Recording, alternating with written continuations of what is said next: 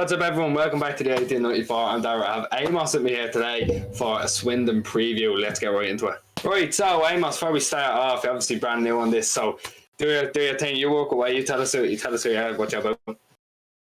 Yeah, nice to be making my debut finally. I've been on the subs bench for a bit, but getting right out for the cup games. So been given the nod. Yeah. So I'm a sports writer. I cover English football, I cover non-league football in England. I cover European football, but obviously mainly Manchester City season ticket holder for the last nearly 22 years. So yeah, all good.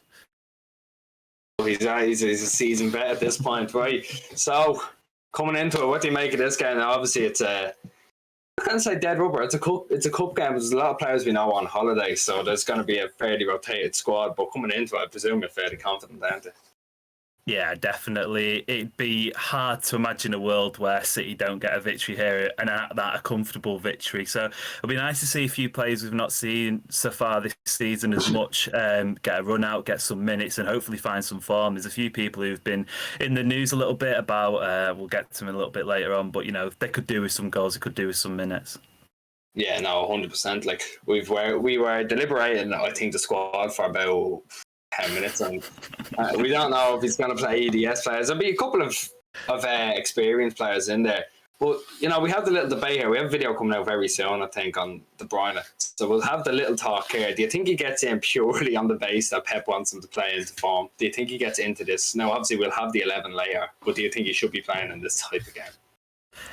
Realistically, in the past you'd have said no, but at the moment he's probably maybe fourth, fifth choice in that midfield. It's clicking so well at the times, and obviously has his moments of brilliance, and he can pick out a pass like he did against Brentford for Foden's goal. But all in all, his performance has been pretty poor at times. So a run out against a League Two team could be something De Bruyne needs at this moment, which you never thought in a million years you'd be saying that about Kevin De Bruyne. Yeah, no.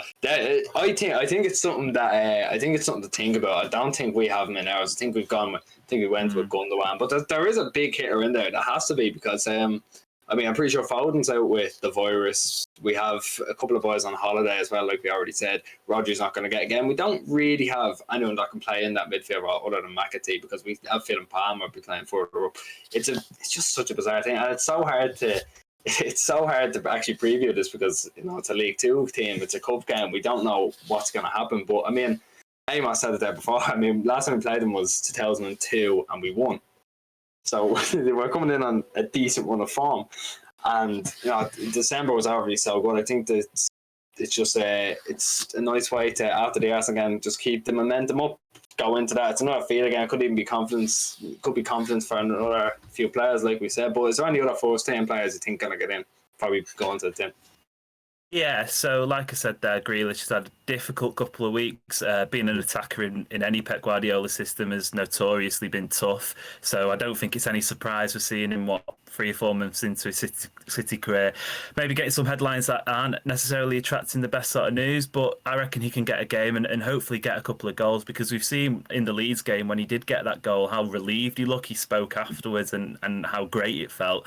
Then obviously there was the going out business that seemed to knock him back a little bit. So I'm hoping Grealish starts. I'm hoping he can torment a defence, a League Two defence. He should have no problems doing that. You know what he's like. His talent is unbelievable on his day. So there's a hope there for Grealish. Yeah, I agree. Look, I didn't say my piece, but I do genuinely feel bad for him and Foden getting as much media stick as they did, because Grealish, as much as me being Irish, I shouldn't like him. I think his media presence is very good. I think he handles himself very well. Yeah.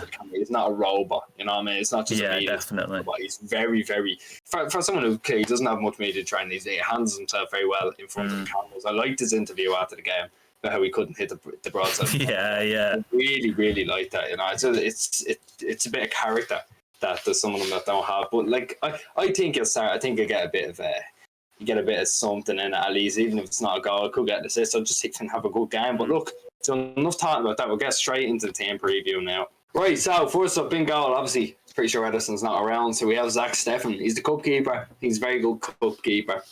He'll do fine. Then we have Walker, someone who needs minutes. He's coming in off a couple of weeks out. Obviously, he had a grievance in his life, and a few shouts of COVID going around. There's a we don't know. There's no point in speculating. I have a good feeling he'll be in because he'll need his minutes built up. And Bete and Ake, obviously Ake is coming off a good, it's still a second half performance, I'd like to say, against Arsenal. He looked very good in the second half, a bit shaky for the first half, but he's building up games. I think this is a prime opportunity for the keeper's place, and I think to keep playing left back. But see what happens. Then Joshua Wilson has his friend. Obviously, you see JWE. That's why I stumbled over. It has JWE written on the predicted line. That's why I stumbled. But look, it's Swindon. It shouldn't have to do much defending. But bear in mind, we said this about Cheltenham. Yeah, we said this about Cheltenham. We said this about Cheltenham last year. Hey, what do you think of the defence? Yeah, it's patched up, isn't it? It's not the one that we'd necessarily go into a Premier League game or wouldn't necessarily hope to go into a Premier League game with, but it should do the job. But one thing I will say, though, this season, City struggled in the Pizza Cup, whatever it's called, Papa John's Trophy. And a few of these players would have played against those like the teams who played Rotherham and took a beating there. And who knows what they're going to be like on the day. It's going to be quite a feisty atmosphere there, you'd suppose. Friday night under the lights, FA Cup game against the Premier League champions, Champions League runners-up. So who knows? Big centre forwards. They could get their elbows in. They could give these kids a game. But you should hope, you should think there's enough experience, enough talent, enough quality amongst those 5 players to see City through. Definitely. I mean, we saw it last year with Chesterfield as well, because it was Cheltenham. We saw it with Cheltenham last year with the long throw-in. The long throw-in caught us out a few times before they actually scored off. So that could be the one thing that they're looking at saying, right, we can break down the defence there. Because I'm not sure. I think we went through it before. I'm not sure if Ake played, but I remember Garcia was playing, Taylor Harbour was playing. But I think Mbete's class. I think he'd be able to keep it out, not a bother. But moving to the midfield again, we're deliberating as a Fernandinho is going to be Lavia, I think we settle on Fernandinho purely because it's the only real place that's going to get a bit of game time over the next few games. Again, we said it before, if he starts, probably get injured or sent off as well. So it's just one of those. I can't just set for already. But then moving forward, Gundogan and McAtee. Now again, we were thinking, is it going to be De Bruyne? Is not. I think we settled on Gundogan. I think he came on for the second half against Arsenal. He was really, really good as well. But again, it's one of those where keep minutes, keep people fresh, keep people's sharpness of those words. Make sure they're sharp going into it again. So I nearly had a meltdown there. Then McAtee beside him, yeah, what a guy.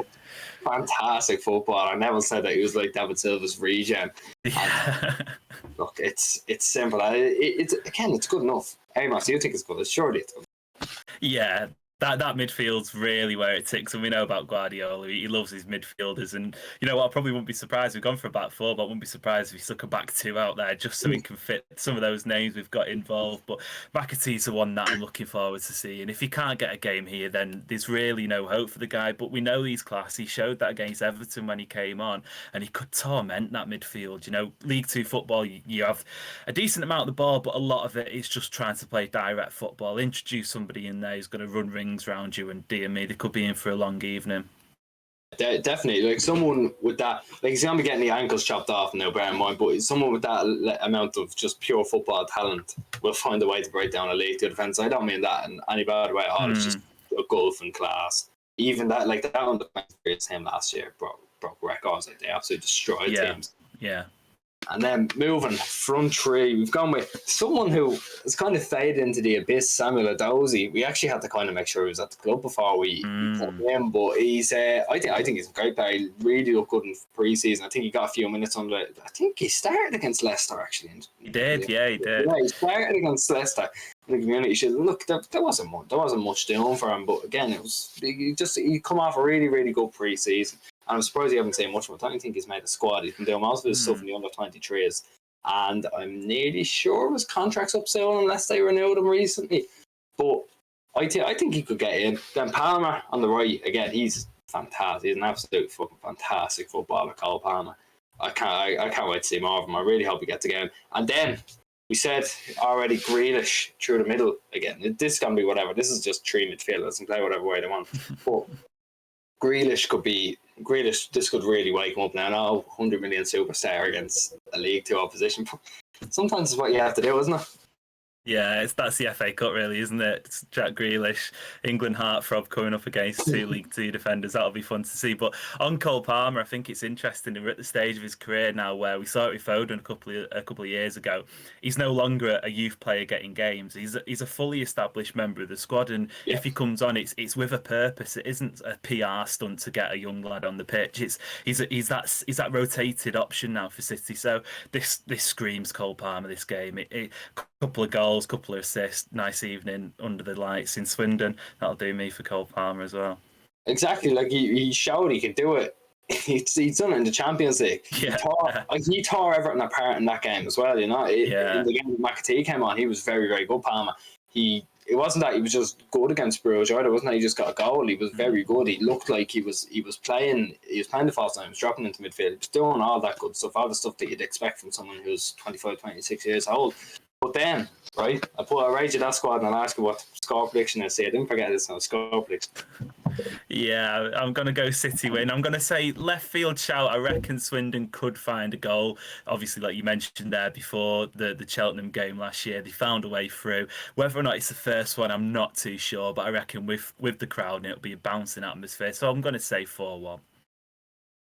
You know what? I think I'm half leaning towards it being a goal for them, but I'm gonna back them. I'll say I'm gonna go under the influence that Gundogan and Grealish are gonna play, because watch, you throw Gundogan and Bruyne as well. And under the influence that Gundogan and Grealish are gonna play, and they're gonna go out with a point of growth, and I'll say 5-0. I think they dispatch them and be 2-0 after 10 minutes, and they'll just go from there. That's my opinion now. I could be dead wrong. You never know with these League Two teams. Again, like we said, we saw Cheltenham last year. They gave us a scare of our lives. But Amos, thanks so much for coming on. Don't know if we're going to be here. Pleasure. Don't know if we're going to be here for the review. Should be, hopefully. But if not, we'll see what happens. Thanks very much for watching. We've cracked 800 subscribers. We're only going up again. We'd like to be 1,000 maybe. April, May, you know what I mean? Probably before that as well. We'll see what happens, right? Thanks very much for watching. Give us your predicted 11, share it around. We'll see you for the review. Thanks very much.